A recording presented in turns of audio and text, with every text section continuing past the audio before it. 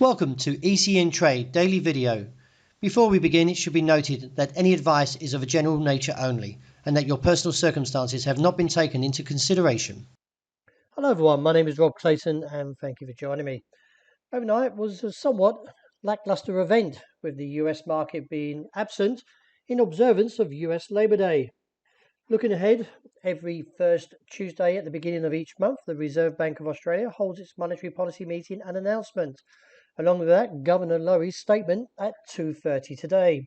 The RBA is expected to raise interest rates today. The market is now expecting a 50 basis point rate hike, taking the cash rate from 1.85% to 2.35%. It is not expected to see much of a whipsaw price action that we've recently seen over the past few days for the Australian dollar upon the announcement. However, looking at the technicals, they have shaped up slightly better considering how they were viewed yesterday, with the support holding around 67.35.40 and a base around 66.80. We would need to see a clearance of 68.65, where I've outlined here, to support or reinstate the bullish case at least up towards 69 to 70 cents as an objective. Until then, the downside still seems somewhat vulnerable. It was a pretty whipsaw price action over the last 24 hours, considering that the US dollar, which measures the greenback strength against a basket of six major currencies, advanced to an intraday high of 110.23 before paring back some of those gains, and now settled around 109.70. Looking at the pattern for the euro, however, the market did reject that level of 98.80 and eased somewhat of the pressure, and from that posted a dragonfly doji. So therefore looks for a further gain into today's session. And I like the way this pattern's set up, that is, bullish divergence shown, and therefore could see further gains from a clearance of 99.55. This may put the trajectory back towards one figure 15 to one figure 65.75 and reassess from this top side here. In the event we do see a break of 98.80, that would open the way down towards 96.35.70. However, it was a good indication that the break above 110 on the dollar index and rejected that area may put a slightly weaker case present itself, that is, later today when the Asian market emerges or opens. The dollar yen, well, the market's still a little bit hesitant in taking the challenge higher, that is towards 141.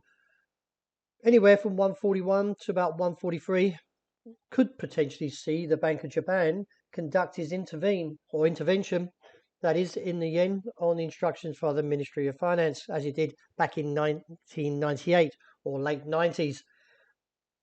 As the gap between the monetary policy of the Bank of Japan and the US Federal Reserve is expected to widen, as the view is that the US Federal Reserve will hike rates on the 21st of September, could see a little bit more gain in dollar yen. However, we're extremely overbought in all the time frames, and therefore that is daily, weekly and monthly, and with the ADX overheating a little bit, may see a potential pullback.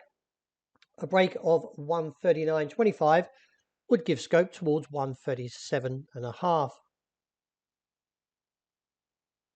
The pound has come back to a slightly firmer stance after rejecting that bottom side anywhere from around 114.20 area. You can see here that the market didn't quite get the strong hammer, but it's there in a shape that does support a further gain. I could see a rise up towards 115.80.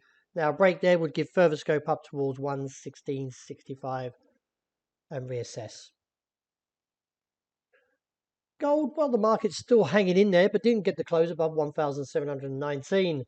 And until we see that, then the downside is still vulnerable. That is towards 1,680.85. From there, I do anticipate the bulls will again, like previously, step in and defend this region. If by chance we see the close above 1,719, that would reinstate the upside to a potential target around 33 to 38 or 1,742 to 44. And wrapping up with oil, the inverted hammer came through, and also further gains overnight, and still looking up towards that top side target around $91.30.40 and reassess. Well, that wraps it for the morning. Thank you very much for joining me, and as always, grab the intraday report, and I hope you enjoy the great start to the day.